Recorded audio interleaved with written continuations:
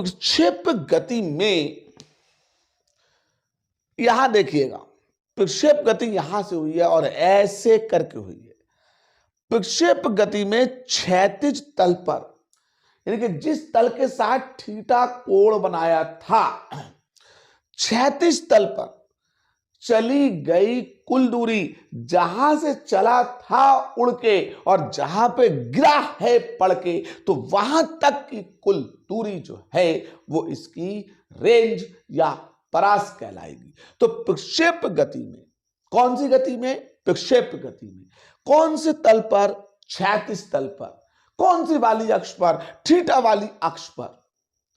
जहां से उड़ के गया था और जहां पे गिरा है वहां तक की कुल दूरी इसकी क्या कहलाएगी? परास कहलाएगी। तो ये तो हुई परास की परिभाषा। तो इसका मतलब यहां से यहां तक ये क्या कहलाएगी? इसकी परास कहलाएगी। और अंग्रेजी में इसे आर से रिप्रेजेंट करेंगे, आर फॉर रेंज। अब मैं परास के व्यंजक की तरफ चलता हूं। अब क्योंकि भैया परास दूरी है, तो दूरी बराबर, जैसे चाल बराबर दूरी बटे समय, तो दूरी बराबर चाल गुणा समय। तो अब इधर देखें, क्षैतिज दूरी की बात हुई है, तो इधर देखें क्षैतिज दूरी, क्षैतिज दूरी, तो इसे दूरी समझे। क्षैतिज गया भाड़ में, तेल लेने गया, तो क्षैतिज दूरी बराबर, अब दूरी बराबर चाल गुणा समय। तो क्षैतिज चाल, क्षैतिज चाल, अब गया कैसे था? उड़ के या लुढ़क के?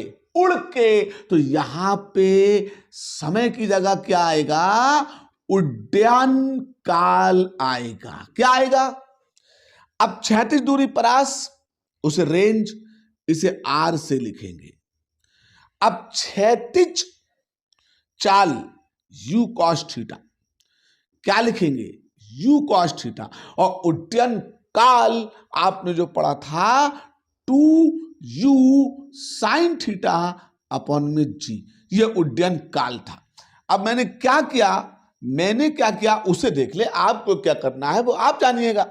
मैंने 2 पहले लिया और u की u से गुणा की, तो u स्क्वायर हो गया 2 sine theta cos theta upon में जी। अब 2 साइन थीटा कॉस थीटा क्या होता है? ये साइन 2 थीटा होता है और अपॉन में जी आ गया। तो ये किसका सूत्र आ गया? ये हमारा परास का आ गया। अब सवाल पैदा होता है कि आपने परास निकाली, तो कोई चीज अधिक से अधिक कितनी दूर फेंक सकती है किसी को, तो अधिकतम परास की तरफ चले।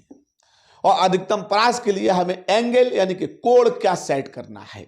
ठीक है, तो अधिकतम परास की बात करें तो आर मैक्स होगा। कब होगा? फिर साइन लगा हुआ है, तो यानी कि अब साइन पे क्या है? 2 थीटा। तो साइन 2 थीटा बराबर 1 रखेंगे। और जब साइन 2 थीटा 1 है तो वो कितने का मान है? साइन 90 का। साइन से साइन हट गया तो 2 थीटा बराबर किसके हो गया? 90 डिग्री। तो थीटा कितना आ गया? 45 डिग्री आ गया। तो इसका मतलब अगर हम किसी चीज को, जैसे तोप भी खड़ी है ना, तो ऐसे खड़ी होनी चाहिए। तो किसी भी चीज को अगर मैं 45 डिग्री पे रखकर छोड़ूंगा तभी वो दूर तक जाएगा, और अगर 45 डिग्री रख के छोड़ूंगा तभी वो दूर को जाएगा, और अगर वो 45 डिग्री से कम हो जाएगा तो पास में गिर जाएगा, और बढ़ जाएगा तब भी पास में गिर जाएगा, और 90 हो जाएगा। जैसे कार्टून में दिखाते हैं, तोप खड़ी कर दी, गोला ऊपर ही गिर गया, धड़ाम से बम बोल गया।